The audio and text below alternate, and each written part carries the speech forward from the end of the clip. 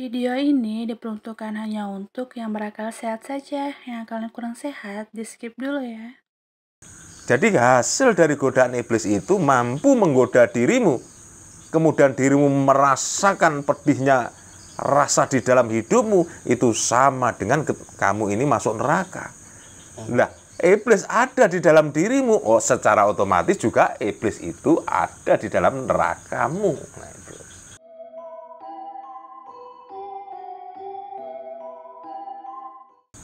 Oh, ini ada saya mau tanyakan, kenapa sih iblis itu dimasukkan dalam neraka, sedangkan dia kan diperuntukkan untuk menggoda manusia? Ya artinya menjalankan tugas kok malah dimasukkan neraka kan Iya, begitu. iya. Ini sebetulnya masuk ke ranahnya pembahasan yang berbau hakikat sebetulnya. Nah, kalau membahasnya di ranahnya syariat itu sulit untuk kita bisa mengerti. Sudah pernah saya sampaikan bahwa yang ada di dalam diri manusia itu ada dua muatan yang harus disatukan, yaitu muatan negatif dan positif, sehingga jadilah kehidupan. Ini kan di pertemuan yang sudah sebetulnya sudah saya sentuh. Ya cuman ini agak lebih detail lagi sedikit. Nah, lebih detail tapi sedikit, nggak banyak. Soalnya membingungkan kan. Ya. Dari dulu itu memang banyak yang menanyakan tentang itu. Wong ini menjalankan tugas kok malah dimasukkan neraka. Ini logikanya seperti apa? Nah, kembali ke permasalahan bahwa di dalam diri manusia untuk sebuah kehidupan antara negatif dan positif harus disatukan. Nah, negatif itu yang mengembalakannya atau yang memilikinya itu adalah iblis. Manakala yang positif-positif inilah adalah malaikat. Nah, jangan sampai tersalah tafsir. Apakah iblis ini tugasnya semata-mata hanya menggoda manusia? Sebetulnya tidak. Tapi iblis tanpa kita sadari juga membuat manusianya bisa jadi bijaksana. Nah, ini agak ekstrim kalau sudah saya mengatakan bahwa iblis itu bisa menjadikan manusianya lebih bijaksana. Bagaimana itu? Ya, nanti dulu ya, ini nanti dulu. Nah, ini kan pertanyaan tambahan, keterangan tambahan soalnya. Nah, ini akan saya jawab dulu. Masalah kenapa iblis itu dimasukkan neraka? Ini harus mengerti dulu tentang pengertian neraka dan surga. Di pertemuan yang sudah pernah saya sampaikan bahwa surga dan neraka itu kita berbincang masalah rasa. Rasa nikmat dan rasa yang tidak nikmat atau rasa yang sebaliknya. Enggak, simpelnya kita ngomong bahwa surga dan neraka itu sumber dari segala kenikmatan, neraka itu sumber dari segala kesengsaraan. Ini kan sudah ada di dalam kehidupan ini. Jadi surga dan neraka itu sudah nampak sebetulnya. Sudah kita masukin masing-masing ini di dalam kehidupan sehari-hari kita. Nah, cuman kita tidak sadar sedang masuk di neraka. Dan tidak sadar sudah masuk ke surga. Jadi surga neraka itu adanya di dunia ini sebetulnya. Dan seingat saya, masalah neraka besok setelah akhirat, setelah kiamat itu ada atau tidak juga sudah saya sampaikan di pertemuan-pertemuan yang dulu-dulu itu sudah pernah. Nah, ini kembali ke soal iblis tadi. Kenapa iblis itu dimasukkan neraka? Nah, ini kembali ke unsur yang harus ada di dalam diri manusia. Iblis dan malaikat harus dipersatukan. Kenapa kok menjalankan tugas ini juga masuk di dalam neraka? Nah, kembali ke pengertian neraka. Neraka itu adalah segala sesuatu yang tidak nikmat, atau segala sesuatu yang bersumberkan hal-hal yang berbau negatif. Berarti manusia ini sangat berpotensi karena iblis syarat hidup manusia, maka iblis ini di dalam detik demi detik kehidupan manusianya berpotensi selalu menggoda manusianya. Nah, karena menggoda manusianya ini, ketika iblis ini sukses menjalankan tugas, maka dia akan dimasukkan neraka. Lah, neraka sekali lagi, neraka ini rasa yang tidak nyaman atau rasa yang penuh dengan segala penderitaan yang ada di dalam diri manusia. Nah, ini contoh biar gampang memahami. Misalkan kamu ini yang masih muda ini, ya kan? Karena ada teman-temannya yang lain ini ngajak minum minuman keras. Nah, kemudian iblismu yang ada di dalam dirimu itu menggoda dari dalam. Karena ada temanmu yang mengajakmu minum minuman keras itu tadi. Nah, perlahan tapi pasti dengan segala kelembutannya ini menggoda dirimu. Ayo, nggak enak ditawarin teman, ya kan? Ditawarin teman. Akhirnya mengalahkan positifmu yang dikuasai oleh malaikat. Minum minuman keras itu berbahaya dan juga haram hukumnya. Nah, itu pasti ada di setiap manusia normal. Tapi karena ini dan itu, atau karena sesuatu hal yang nggak enak, kan, yang sungkan dan segala macam, pada akhirnya iblismu berhasil menguasai dirimu. Terjadilah perbuatan negatif yang sesuai tugas iblis menggodamu, dan dirimu itu melaksanakannya, kenegatifan yang hasil dari godaan atau ajakan atau bisikan si iblis itu. Terjadilah kemudian mabuk-mabukan. Nah, setelah mabuk-mabukan karena asik kan, yang negatif-negatif itu kan selalu asik sebetulnya. Iya. Makanya judulnya lagu Rhoma Irama, kenapa yang asik-asik diharamkan. Yang asik-asik yang berbau negatif, yang ada kaitannya dengan iblis. Sebetulnya kan begitu logikanya itu. Nah, setelah mabuk-mabukan karena overdosis, kebanyakan minum arak atau minuman yang beralkohol, pada akhirnya kamu kehilangan keseimbangan. Yes, katakanlah gampangnya kita berpikir, karena minum-minuman itu tadi, badanmu menjadi tidak sehat. Jadi sakit, jadi loyo, jadi serba nggak punya semangat. Nah, ketika ketidaknyamanan atau penderitaan yang kamu rasakan ini tidak enak atau sangat menderita karena mabuk-mabukan, lah mabuk-mabukan hasil dari bisikan iblismu atau godaan iblismu. Lah ragamu ini, rasamu ini masuk ke dalam ranahnya neraka. Rasa yang penuh dengan penderitaan. Ya kan, rasamu ini kan jadinya menjadi tidak nyaman atau tidak enak, menjadi sakit lah gampangnya kita memahami.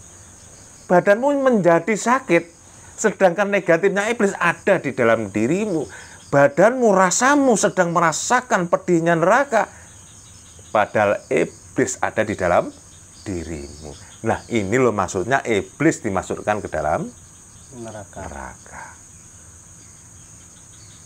Ya, bisa paham ini, agak memang perlu pemahaman, perlu pemikiran yang sehat, memang perlu pemikiran yang cerdas memang. Tapi kalau aku mau nanya kayak gini boleh nggak, Om?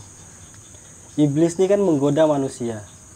Nah, terus manusianya nggak bisa mengendalikan kebaikannya sehingga mengikuti negatifnya. Iya. Berarti iblis ini termaksud tersiksa juga dong berarti dia, karena diperintahkan kepada manusia yang seperti itu. Kalau dibilang iblis itu apakah tersisa juga? Ya iya, karena masuk di dalam neraka dia.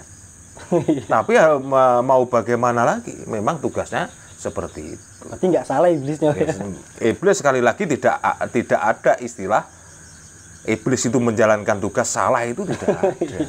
Memang tugasnya menggoda kok. Kalau iblis tidak menggoda ya malah salah.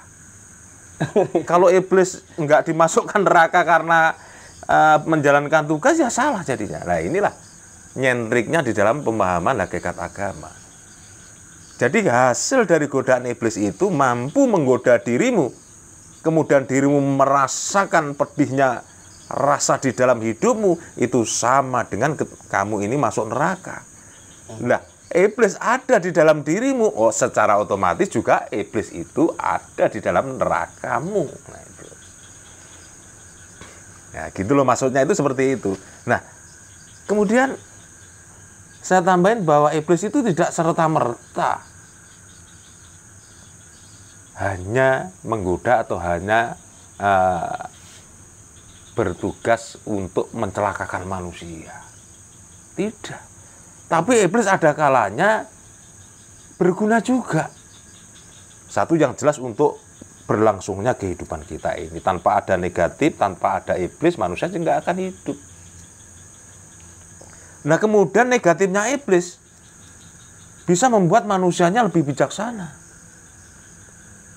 dan bisa lebih cerdas juga. Nah, ini yang tidak kita sadari ternyata. Karena apa? Karena akan membuat pertarungan sengit di dalam diri manusia. Iya kan? Misalkan iblis ini menguat karena sesuatu hal. Mungkin karena harta benda. Harta benda ini sebetulnya tidak layak untuk kita miliki, permisalan kan. Dari uangnya orang tertinggal atau uang yang gampang kita curi, kita korupsi lah katakanlah begitu ya. Iblis menggoda diri manusianya. Oh, itu diambil saja itu uang itu, kalaupun dicuri atau dikorupsi nggak akan tahu. Iya kan? Nggak akan tahu. Ayo curi aja kapan. Tapi kalau nyuri yang hati-hati dan teliti biar nggak ketahuan. Ya kan? Ini iblis ini membisiki manusianya. Nah, kemudian positif yang dikuasai malaikat, ya mengingatkan nih, jangan. Ini bukan milik sendiri. Kalau dipakai pun haram, kalau sampai ketahuan akan membuat celaka. Kalau tidak ada ajakan iblis seperti ini, positif kita juga nggak akan nimbrung di situ itu. Nah, pada akhirnya disitulah muncul peperangan antara putih dan hitam kita perang. Nah, dari peperangan ini kan masing-masing kan punya alasan. Misal iblis kalau nggak ngambil uangnya itu, kapan saya punya uang? Misalkan, nah ini putihnya atau positifnya, meskipun kamu punya uang itu nggak halal, itu pasti akan menimbulkan permasalahan. Terus perang terus. Pada akhirnya bila mana positifnya lebih kuat, maka manusianya akan menemukan kebijaksanaan. Kalau begitu nggak jadi korupsi. Kalau begitu nggak jadi mencuri. Jadi nggak selalu iblis itu hanya urusan dengan negatif, tapi kadangkala iblis itu membantu juga di dalam kebijakan atau keputusan yang baik di dalam diri manusia. Makanya juga ada istilah orang-orang tua dulu, di dalam sepi itu sebetulnya ada apa? Ketika kita bersendirian menyepikan diri atau berkalawat, di dalam sepi ini ada apa sebetulnya? Ya ada perang. Perang itu. Ada perang. Iya, perang. Perang yang ada di dalam diri kita ini antara hitam dan putih, antara negatif dan positif, antara malaikat dan iblis. Perang di dalam diri kita kalau kita sedang mengkaji sesuatu, kalau kita sedang memikirkan sesuatu. Itu pasti ada perang di dalam diri kita ini. Untuk mengambil keputusan. Untuk mengambil keputusan. Keputusan yang tepat lah, endingnya yang menang yang negatif atau yang positif. Nah, positif dan negatif itu sebetulnya yang bisa menentukan itu diri kita sendiri. Nah, seperti yang pernah saya katakan bahwa manusia itu terdiri dari positif negatif. Lah, bagaimana kita meraih memiliki positif dan negatif ini? Bagaimana tata caranya? Makanya ada puasa-puasa, ada tirakat-tirakat. Nah, itu sebetulnya sebagai penentu mana yang kuat sebetulnya. Lah, kalau yang kita makan itu banyak mengandungi kenegatifan, maka iblis kita juga akan punya cukup daya ketika berperang dengan positif kita. Nah, dengan kata lain, malaikat itu tidak selalu menang melawan iblis. Ya, iya kan? Lah jadinya orang kilap itu berarti kan malaikat positifnya itu kan kalah. Sampai iblisnya menang, mengkilapkan manusianya. Lah kalau malaikat selalu menang, nggak ada orang jahat di muka bumi ini. Iya. Malah kebanyakan yang terjadi, iblis lebih kuat daripada malaikatnya. Ayo kita pikir. Kalau positif yang dikuasai oleh malaikat selalu menang, nggak ada pencuri. Karena iblis membisiki, ayo mencuri aja biar duitnya banyak. Malaikatnya, jangan, ya kan, itu nggak boleh dilakukan. Dapat pun harta benda itu haram. Oh iya, ya sudah nggak jadi. Mau ngakalin orang juga begitu kan? Nah itu, hakalin aja itu, si A itu duitnya banyak. Nah, positif kita yang dikuasai malaikat, jangan nanti kalau kamu ganti ditipu orang sakit hati. Oh iya ya, nggak jadi. Iya. Berarti kalau malaikat selalu menang, maka di muka bumi ini tidak ada kejahatan. Tapi kenyataannya berbeda. Iblis ternyata terlalu tangguh di setiap pribadi-pribadi manusia. Nah ini kajian fakta loh.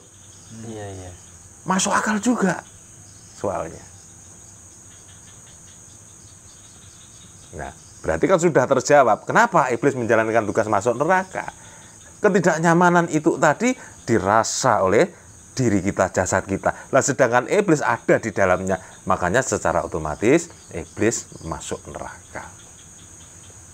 Ya, apalagi kira-kira yang ada kaitannya. Ini memang harus pelan-pelan, memahaminya harus pelan-pelan. Berarti iblis tuh bisa masuk surga juga, Om ya? Ya bisa. Bisa masuk surga juga. Nah, jika dicontohkan ketika iblis ini kalah debat dengan malaikat sehingga manusianya itu tidak jadi berbuat yang tidak baik, kemudian manusianya menemukan kenyamanan. Nyaman itu kan rasa juga. Masuklah ke dalam surga. Karena iblis juga ada di dalam raga kita ini yang sedang merasakan kenyamanan dan kenikmatan hidup. Nah, itulah kan surga. Berarti ada kalanya juga iblis itu juga masuk surga. Ada kalanya juga malaikat juga masuk neraka.